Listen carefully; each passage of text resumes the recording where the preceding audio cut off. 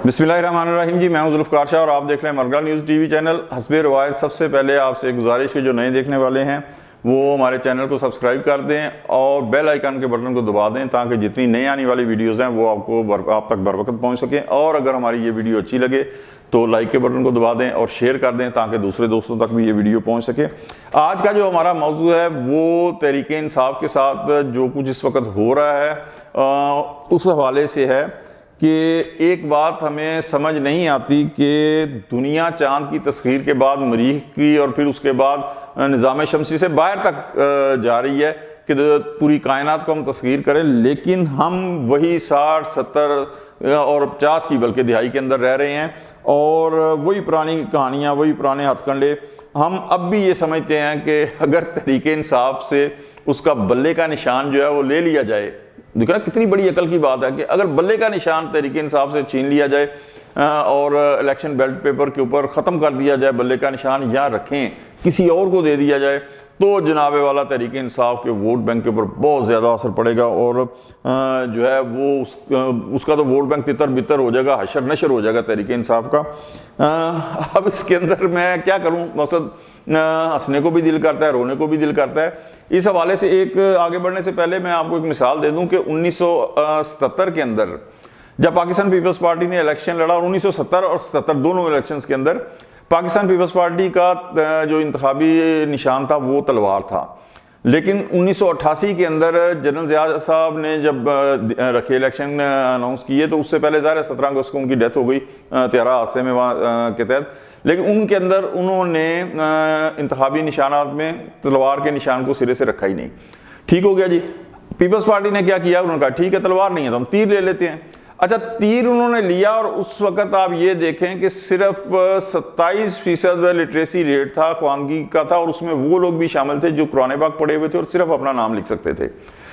कोई social media नहीं था, कोई आज़ाद इलेक्ट्रॉनिक मीडिया नहीं था। एक पीटीवी था जिसका हाल ये था कि 1986 के अंदर जब बीबी जिलावतनी से वापस आई है 10 अप्रैल 1986 को लाहौर के अंदर, तो तारीखी इस्तकबाल हुआ है और आज तक उससे बड़ा इज्तिमा ना उससे पहले ना उसके बाद कभी हुआ है। लेकिन उस वक्त 9 बजे की खबरों में सबसे पहली जो खबर थी वो ये थी कि आलू की काश्त बड़ी अच्छी हो गई यार, पूरी खबरनामे के अंदर वो ब्लैकआउट था उस खबर का।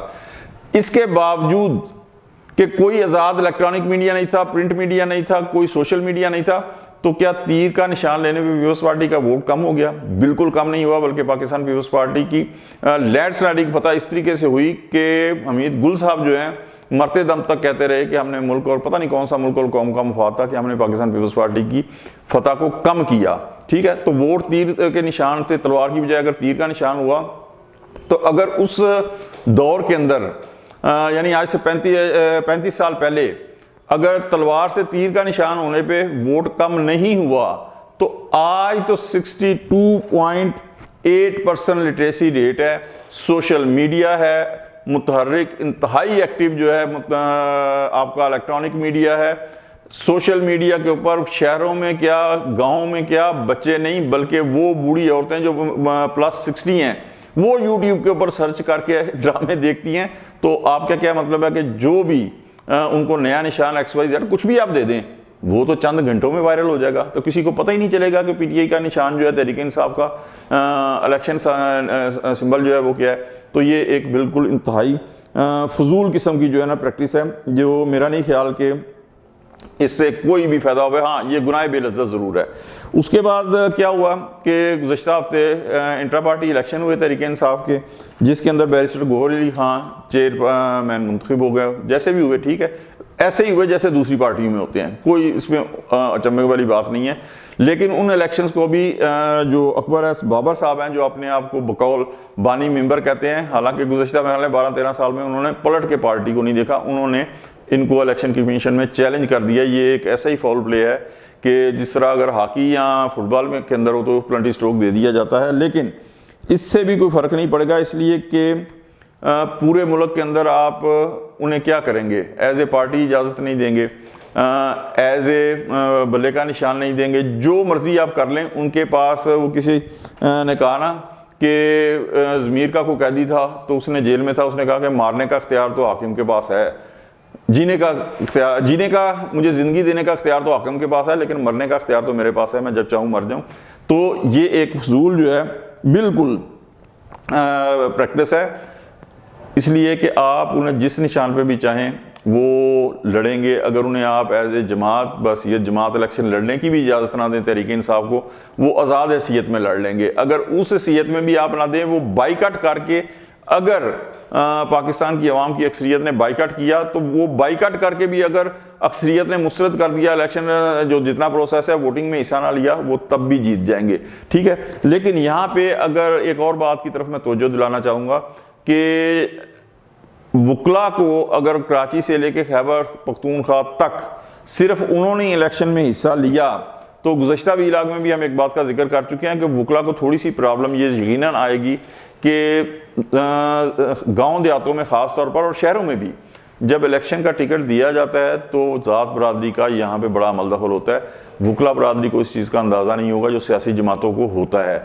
ये थोड़ा सा नुकसान होने का इम्कान है, मैं ये नहीं कहता कि ये इम्कान होगा। उसके बाद इलेक्शन कैंपेन चलनी है, इलेक्शन कैंपेन के अंदर जो सरमाया इस्तेमाल होगा, हर वकील तो ज़ाहिर है कि करोड़ोंपति नहीं है, मोस्टली जो अक्सरियत है वो एक मिडिल क्लास और लोअर मिडिल क्लास वकीलों की होगी।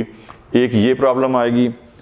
इसके अलावा जो है at the day of election बहुत ज़्यादा जो है ना वो आपको ट्रांसपोर्टेशन की, कैंपिंग की, अमला जो खाना वो करोड़ों का ये जो है ये ख़र्चा आएगा, ठीक है। ये सारी इम्कानात बिल्कुल मौजूद हैं। लिहाजा लेकिन इसके अंदर वो कह रहे हैं कि जनाब तहरीक इंसाफ के वोटर को ना आपको निकालना पड़ेगा ना कुछ, वो खुद जो है वो दे देगा। तो आज तक के लिए मैं सिर्फ इतना ही कहूँगा और यहीं पे अपना वीलॉग ख़त्म करता हूँ। इजाज़त दीजिए जुल्फ़िकार अली शाह को, अगले वीलॉग में फिर मिलते हैं। अल्लाह हाफिज़।